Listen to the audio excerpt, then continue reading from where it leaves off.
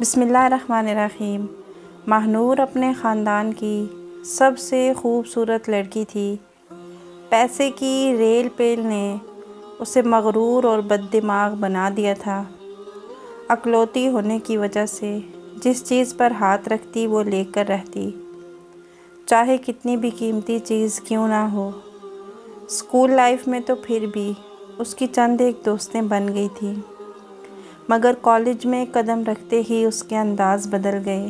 حسین تو وہ تھی ہی، مگر دوسری لڑکیوں کی صراحتی نظروں سے وہ خود کو کوہ کاف کی اسپرا سمجھنے لگی تھی۔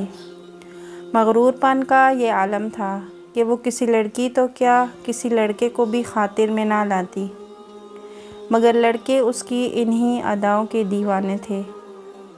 بہت سے لڑکوں نے دوستی کے لیے ہاتھ بڑھایا، مگر اس نے ازلی نخوت سے ان کا ہاتھ بے دردی سے جھٹک دیا۔ کالج کا کوئی بھی فنکشن ہوتا، اس کی ڈریسنگ دیکھنے سے تعلق رکھتی تھی۔ لڑکیاں نہ چاہتے ہوئے بھی اس کی خوبصورتی اور کپڑوں کی تعریف کیے بنا نہ رہتیں۔ یونیورسٹی پہنچنے تک اس کی ادائیں اور بھی قاتلانہ ہو گئیں، مگر اس کا وہی شاہانہ انداز کسی کو بھی اس کی طرف بڑھنے سے پہلے سوچنے پہ مجبور کر دیتا۔ آخر کب تک؟ وہ بھی ایک لڑکی تھی، کبھی نہ کبھی تو کسی نے اس کے دل پر دستک دینی تھی۔ تیمور ایک خوشگوار جھونکے کی طرح اس کی زندگی میں داخل ہوا۔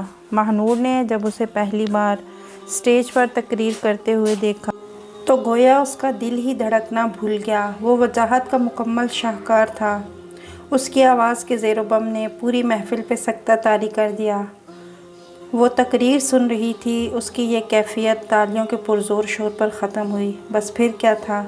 وہ اس سے بات کرنے کے مختلف بہانے تلاش کرنے لگی، مگر وہ خود پسندی میں اس سے بھی 2 ہاتھ آگے تھا۔ اسے اگنور کرتا جیسے کبھی دیکھا ہی نہ ہو۔ قیامت تو وہ پہلے ہی تھی، اب اس کے بناؤ سنگھار میں اور بھی نکھار آ گیا، مگر دوسری طرف کی بے اعتنائی اپنی آخری حدوں کو چھو رہی تھی۔ آخر ایک دن ماہ کو اپنی امید بار آتی نظر آئی۔ ہوا یوں کہ آج اسائنمنٹ جمع کروانے کی آخری تاریخ تھی۔ وہ ہمیشہ کی طرح تیار ہونے کے چکر میں لیٹ ہو چکی تھی۔ بلیک سلک کے سوٹ کے ساتھ ہم رنگ نیٹ کا دوپٹہ لیے، کانوں میں سفید رنگ کے چھوٹے سے ٹاپس اور پاؤں میں ہائی ہیل پہنے وہ بلا کی حسین لگ رہی تھی۔ کمر تک کھلے ریشمی بال کسی کی بھی نظروں کو الجھانے کے لیے کافی تھے۔ کاریڈور میں جلدی جلدی تیز قدموں کے ساتھ چلتے ہوئے اسے تیمور اپنے کسی خیالوں میں گم سامنے سے آتا ہوا نظر آیا۔ موقع اچھا تھا۔ ماہ نے دل میں ٹھان لی کہ آج تو اسے اپنی طرف متوجہ کر کے رہے گی۔ جیسے ہی وہ اس کے قریب سے گزرنے لگا، ماہ نے اپنے پاؤں کو تھوڑا سا مروڑا اور اس سے ٹکرا گئی۔ چونکہ وہ اپنے دھیان میں تھا اس لیے توازن برقرار نہ رکھ سکا، نتیجتاً وہ دونوں گر پڑے۔ گرتے ہوئے ماہ نے ایک لٹ جان کر اپنے چہرے پر گرا لی۔ تیمور پہلے تو اس اچانک افتاد پر گھبرا گیا، مگر اپنے سامنے اس ملکوتی حسن کی ملکہ کو دیکھ کر اس کی آنکھیں چندیا گئیں۔ بے اختیار اس نے ماہ کے چہرے پر آئی لٹ کو چھو لیا۔ ماہ کے دل نے ترنگ سے گنگنایا۔ دھڑکن میں اضافہ تب ہوا جب دوسرے ہاتھ سے تیمور نے اس کا ہاتھ تھام لیا۔ گویا کائنات کی ہر چیز تھم گئی تھی، ہواؤں نے بھی سانس لینا چھوڑ دیا، دل نے مزید دھڑکنے سے انکار کر دیا تھا۔ چند لمحے تو اسی کیفیت میں گزرے۔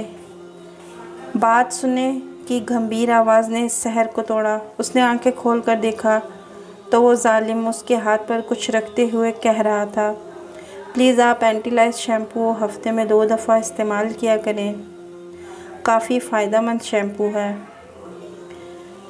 ماہ نے بے ہوش ہونے سے پہلے اپنی ہتھیلی کی طرف دیکھا تو وہاں پر ایک جوں رینگ رہی تھی، اے محبت تیرے انجام پر رونا آیا۔ ویڈیو اچھی لگی ہو تو لائک کیجیے گا۔